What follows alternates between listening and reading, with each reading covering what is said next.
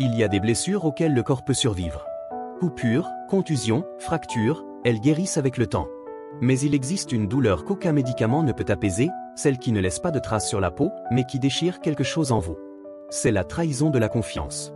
La rupture de lien que vous pensiez indestructible. Et voici la dure vérité, la trahison ne vient jamais de vos ennemis. Vous vous attendez à leurs attaques, vous y êtes préparé.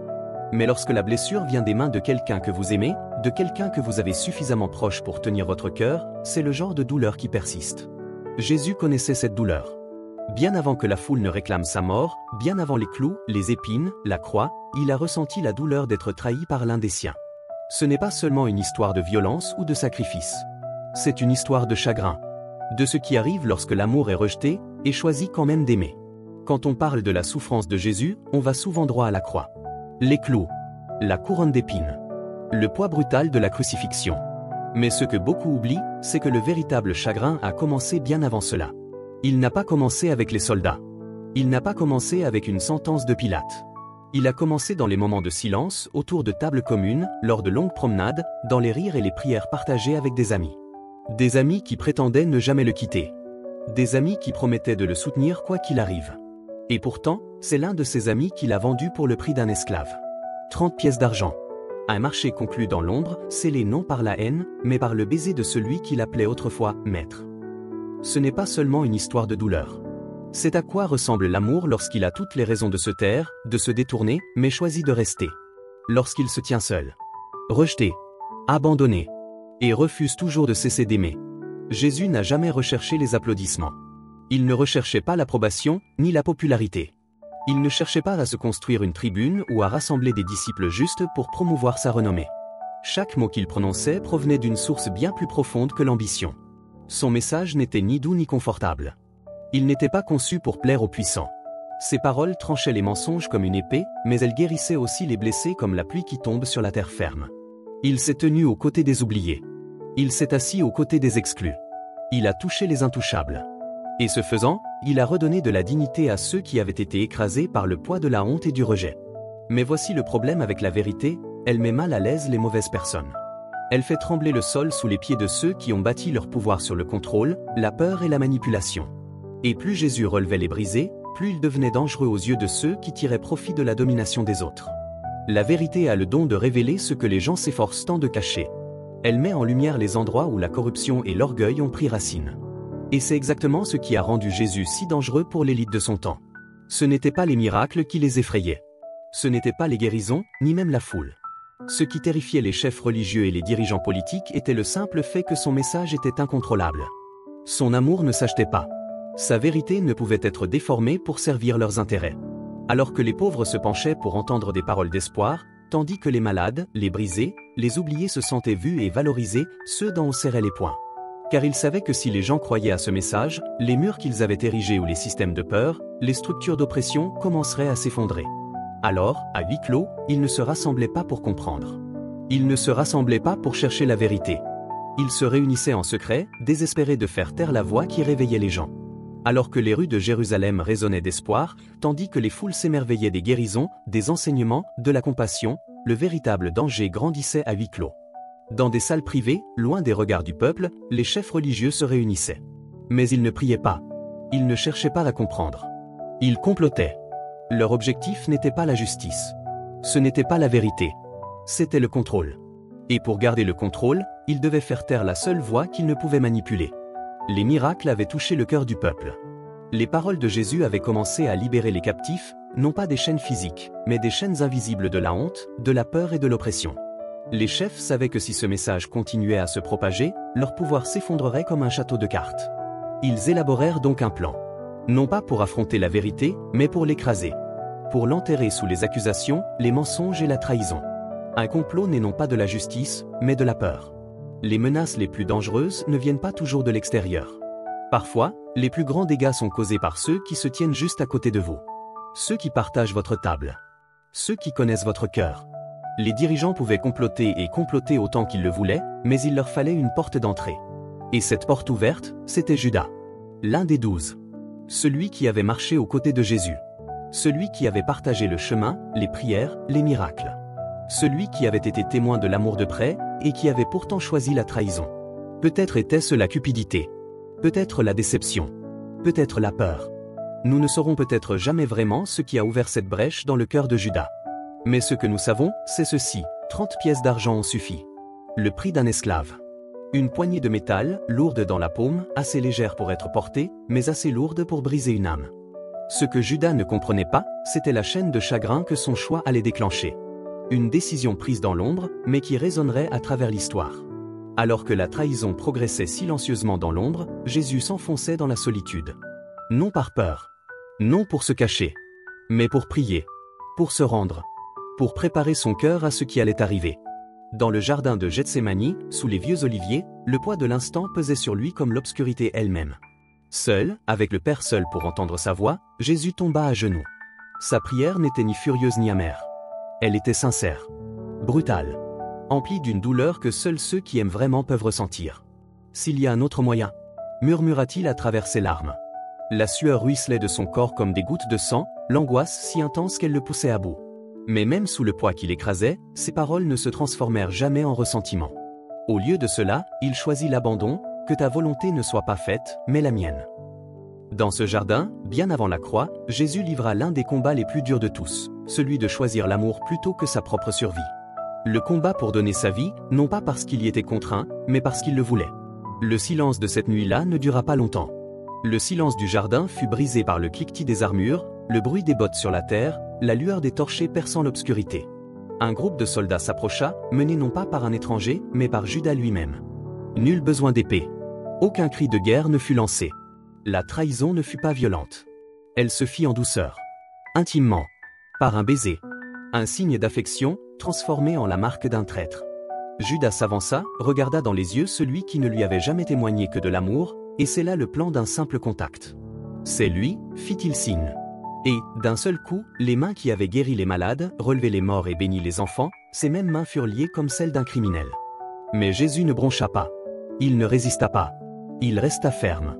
Non pas comme une victime surprise, mais comme un roi ayant déjà choisi la voie de la reddition. Lié comme un criminel, Jésus fut traîné devant le Haut Conseil, les chefs religieux les plus puissants de son temps. Mais ils ne cherchaient pas la vérité. Ils avaient déjà pris leur décision.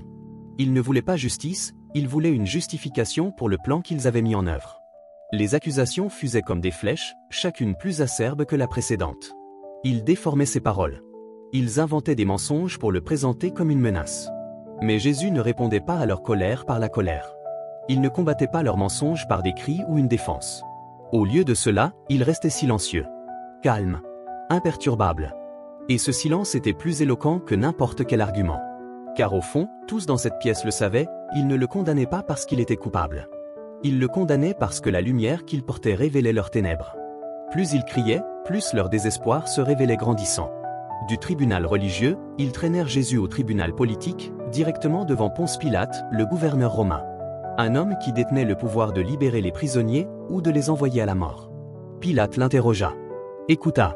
Chercha la culpabilité, mais n'en trouva aucune. Devant lui se tenait non pas un homme brisé par la peur, mais quelqu'un qui portait la dignité même enchaînée. Quelqu'un qui affrontait le pouvoir sans broncher. À un moment donné, Pilate demanda « Qu'est-ce que la vérité ?» Mais au fond de lui, en regardant Jésus dans les yeux, il connaissait déjà la réponse. Le problème n'était pas la justice. Le problème était la pression. Dehors, les voix de la foule s'amplifiaient, attisées par les dirigeants qui craignaient ce que Jésus représentait. Ils ne voulaient pas la vérité, ils voulaient du sang. Et Pilate, pris entre convenance politique et responsabilité morale, choisit la voie la plus facile. Il se lava les mains. Une tentative superficielle de se donner bonne conscience. Mais l'histoire n'oublie jamais les mains qui laissent l'injustice se produire. La même foule qui s'était rassemblée autrefois pour entendre ses paroles, les mêmes personnes qui avaient été témoins de ses miracles, se tenaient maintenant dehors, réclamant sa mort. Mais ce n'était pas leur idée. Leur voix avait été détournée, manipulée par les dirigeants qui craignaient le changement plus que l'injustice. « Crucifie-le » criait-il. Encore et encore, comme un chant résonnant dans les rues de Jérusalem. La rage couvrait la raison. La peur remplaçait la foi. La miséricorde était mise de côté par la manipulation. Ceux qui étaient venus en quête d'espoir étaient désormais instrumentalisés par la haine. C'est ainsi que l'injustice triomphe, pas toujours par le seul pouvoir, mais par la corruption des cœurs. Par des voix censées défendre la liberté, maintenant déformées pour réclamer la crucifixion. La justice n'a pas échoué parce que la vérité n'était pas claire. Elle a échoué parce que les gens ont choisi de rester aveugles. Lorsque les dirigeants ont obtenu ce qu'ils voulaient, lorsque la sentence a été scellée ou les soldats ont pris le pouvoir. Mais ils ne se sont pas contentés du châtiment. Ils voulaient l'humilier. Ils voulaient le dépouiller de sa dignité. Se moquer non seulement de l'homme, mais de l'idée même qu'il puisse se proclamer roi. Ils ont tressé une couronne, non pas d'or, mais d'épines. Aiguë, cruelle, enfoncée dans son front jusqu'à ce que le sang se mêle à la sueur, coulant sur son visage. Ils ont jeté une robe violette sur son dos déchiré, symbole de royauté, bon marché, destiné uniquement à être ridiculisé. Et, en l'entourant, ils ont ri. Ils ont craché. Ils l'ont frappé encore et encore. Salut, roi des Juifs, ricanait-il. Leurs paroles étaient pleines de sarcasme. Leurs actions visaient à briser son esprit. Mais voici ce qu'il ne comprenait pas, aucune couronne d'épines ne pourrait jamais ôter son autorité. Aucune moquerie ne pourrait effacer la vérité sur qui il était. Son silence, une fois de plus, était plus fort que leur haine. Une fois les moqueries terminées, ils placèrent la croix sur son dos, non seulement un symbole de mort, mais un instrument de torture conçu pour briser le corps avant même qu'il n'atteigne le lieu de l'exécution. Le bois rugueux et éclaté s'enfonçait dans les plaies ouvertes de ses épaules. Chaque pas en avant était une lutte, chaque souffle un combat. Il marchait dans les rues de Jérusalem. Ces mêmes rues où il avait autrefois guéri les malades, relevé les brisés et prêché l'espoir. Mais maintenant, ces rues étaient devenues le chemin de la souffrance. Certains dans la foule pleuraient en le voyant chanceler sous le poids. D'autres criaient des insultes, le cœur endurci par les mensonges dont ils avaient été nourris. Il n'y avait pas de trône au bout de ce chemin. Pas de couronne de gloire aux yeux des hommes. Seulement une colline solitaire hors des murs de la ville, un lieu appelé Golgotha. Le lieu où l'amour se déverserait dans sa forme la plus pure. Au sommet de la colline, l'acte de cruauté ultime l'attendait. Des clous épais, rugueux, brutaux étaient enfoncés dans la chair et les os, fixant Jésus au bois. Le bruit du marteau résonnait dans le ciel, chaque coup rythmant l'injustice. Élevé au entre deux criminels, exposé aux yeux de tous, mais pas comme un homme vaincu. Non. C'était un sacrifice volontaire. Car voici la vérité, personne ne lui a ôté la vie. Il l'a donnée. Librement. Totalement. Par amour. Même au cœur de l'agonie, alors que la douleur aurait pu emplir son cœur de rage, ces paroles n'étaient pas des malédictions, mais de la compassion. « Père, pardonne-leur, pria-t-il. Ils ne savent pas ce qu'ils font. » Imaginez. Au milieu de la trahison, de la violence, de l'humiliation, l'amour parlait toujours plus fort que la haine. La miséricorde était toujours plus forte que la douleur. Heure après heure, sous un ciel qui s'assombrissait à chaque instant, Jésus était suspendu à la croix. L'air lui-même était lourd, comme si même la création ne supportait pas de voir ce qui se passait. Le soleil retira sa lumière. Le sol sous leurs pieds commença à trembler. Les rochers se fendirent. La terre gémit sous le poids de cette injustice. Et puis, le souffle de plus en plus faible, Jésus s'écria non pas par colère, non pas par amertume, mais avec tout le poids du sacrifice qu'il portait. « Mon Dieu, pourquoi m'as-tu abandonné ?» Dans un dernier souffle, il prononça les paroles qui allaient changer l'histoire à jamais. Tout est accompli. À cet instant précis, dans le temple, l'épais rideau ou la barrière qui séparait les hommes de la présence de Dieu, fut déchiré de fond en comble. Non par des mains humaines, mais par la puissance divine. Le mur entre le ciel et la terre fut brisé. L'accès fut ouvert. Le prix avait été payé. Lorsque les cris cessèrent, lorsque la foule se dispersa, lorsque le ciel s'éclaircit et que la terre s'immobilisa, seul le silence régna. Le corps de Jésus fut descendu de la croix, enveloppé dans un linceul, et placé dans un tombeau taillé dans la pierre. Une lourde pierre enferma l'entrée. Des gardes étaient postés à l'extérieur pour s'assurer que personne ne puisse perturber le tombeau. Pour le monde, cela semblait être la fin. Le mouvement était terminé. La voix qui avait défié les puissants, les mains qui avaient guéri les brisés, elles avaient disparu. Enterré. Réduit au silence. L'espoir semblait enterré avec lui. Pour ses disciples, il ne restait que le chagrin, la confusion et le poids écrasant de la perte. Ils avaient cru qu'il était celui qui changerait tout. Mais maintenant, tout ce qu'ils avaient, c'était un chemin désert vers leur foyer et l'écho de promesses qui semblaient inachevées. Mais le silence de la tombe n'était pas censé être le dernier mot. Car tôt le troisième jour, alors que le soleil commençait à se lever, quelque chose d'inattendu se produisit. Un groupe de femmes se rendit au tombeau, le cœur lourd de chagrin, les mains portant des épices pour honorer les morts. Mais ce qu'ils trouvèrent, ce n'était pas la mort. La pierre avait été roulée. L'entrée était ouverte. Et là où ils s'attendaient à voir un corps sans vie, ils furent accueillis par un ange, radieux, debout à l'endroit où la douleur était censée résider. Le message qu'ils entendirent ce matin-là résonnerait à travers l'éternité. N'ayez pas peur. Il n'est pas ici. Il est ressuscité. La tombe ne pouvait pas le retenir. La mort ne pouvait pas le réclamer. Le plan des ténèbres s'effondra au pied de la puissance de la vie. Ce qui ressemblait à une défaite était, en vérité, la plus grande victoire que le monde ait jamais connue. Le tombeau vide n'était pas seulement un moment de surprise, c'était la déclaration la plus forte que le ciel ait jamais pu faire. Une déclaration qui résonna non seulement à Jérusalem, mais à travers tous les temps, la mort n'a pas le dernier mot. La résurrection de Jésus n'était pas seulement une preuve de sa divinité, c'était la preuve que l'amour est plus fort que la haine, que la grâce est plus grande que la culpabilité et que la lumière éclipsera toujours les ténèbres. Ce n'était pas seulement un homme ressuscité d'entre les morts. C'était la rupture de toutes les chaînes que le péché et la honte avaient jamais enlacées dans le cœur humain. Elle s'adresse directement au recoin de chacun de nous où l'espoir semble enfoui. Aux rêves que nous avons abandonnés. Aux blessures que nous pensions incurables. Le message de la résurrection n'est pas lointain, il est personnel. Il murmure à chaque âme qui s'est un jour assise en silence en pensant « c'est fini ». Car à cet instant, à travers ce tombeau vide, Dieu répondit « non, ce n'est pas fini. Ni pour vous, ni pour quiconque choisit de croire. » Ce n'était pas la fin de l'histoire. C'était le début de quelque chose qu'aucune tombe ne pourrait jamais retenir. Ce n'est pas seulement l'histoire écrite sur les pages d'un livre ancien. Ce n'est pas seulement une histoire racontée depuis des générations. C'est un appel, une invitation vivante qui s'adresse encore aujourd'hui à quiconque est prêt à l'écouter. Car la victoire de Jésus n'est pas seulement quelque chose à admirer de loin. C'est quelque chose qui doit être vécu.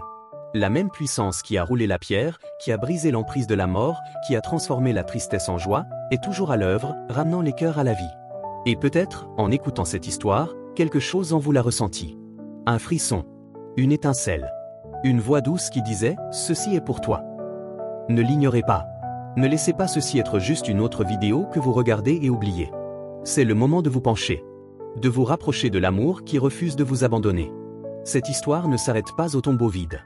Son histoire continue de se dérouler. Et que vous en soyez conscient ou non, le vôtre l'est aussi. Car le message de Jésus, l'amour qui a vaincu la mort, la grâce qui brise toutes les chaînes, ne se limite pas à ce qui s'est passé autrefois. Il s'agit de ce qui peut arriver maintenant, dans votre vie. Si ce message vous a touché, si quelque chose en vous a été touché par cette histoire, ne vous arrêtez pas là. Abonnez-vous à la chaîne et activez les notifications pour ne rien manquer du prochain chapitre de ce voyage. Aimez si vous avez reçu ce message aujourd'hui et partagez-le avec quelqu'un qui a besoin d'entendre cette vérité. Et maintenant, sur votre écran, une autre vidéo vous attend, un pas de plus dans la vie, l'amour et l'héritage de Jésus-Christ. Cliquez et continuez sur ce chemin. Car son histoire n'est pas terminée. Et la vôtre non plus. Merci de votre attention. Que la paix, la grâce et l'espoir soient avec vous, toujours.